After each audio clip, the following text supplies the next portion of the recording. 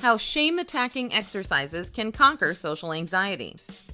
For most of us, shame is simply the uncomfortable situation that accompanies our social mishaps. For others, namely those with social anxiety disorder, also SAD, shame is much more than that. Not only do socially anxious people tend to experience shame more intensely than others, but also is their threshold to experience it much lower, which means that they experience a whole lot more of it than the average person.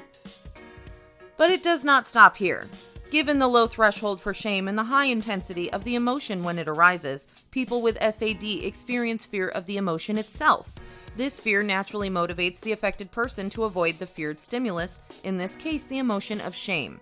Psychologists refer to this as experiential avoidance, which is linked to a wide range of psychological difficulties. A person afraid of experiencing shame is likely to avoid situations and behaviors which may cause it to arise.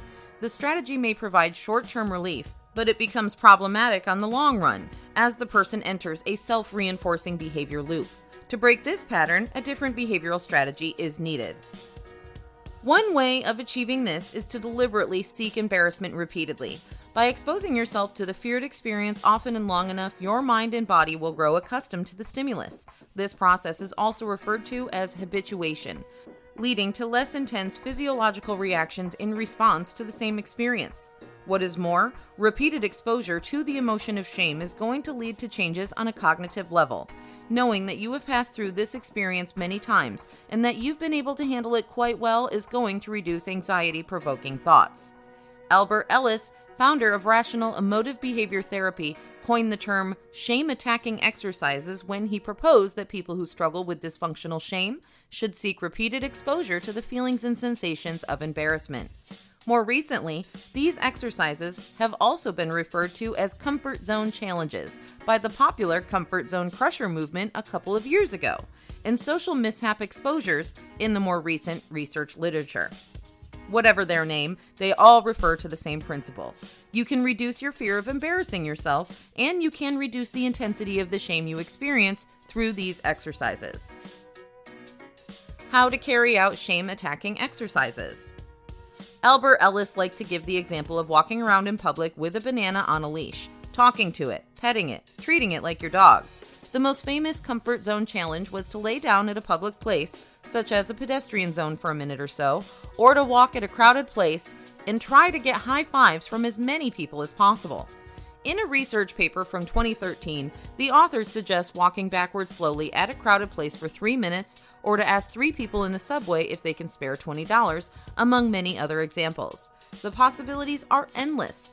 With a bit of creativity, you can surely come up with your own exercises. To get you started, we have put together a list of comfort zone challenges. Have a look at them and see which of these social mishap exposures would work for you. 1. Let a handful of change drop on a crosswalk and take your time to pick up every coin. 2. Ask 3 people if you can lick their ice cream. 3. Ride your bike through the city and sing out loud. 4. Film yourself in public as if you were a very important influencer. 5.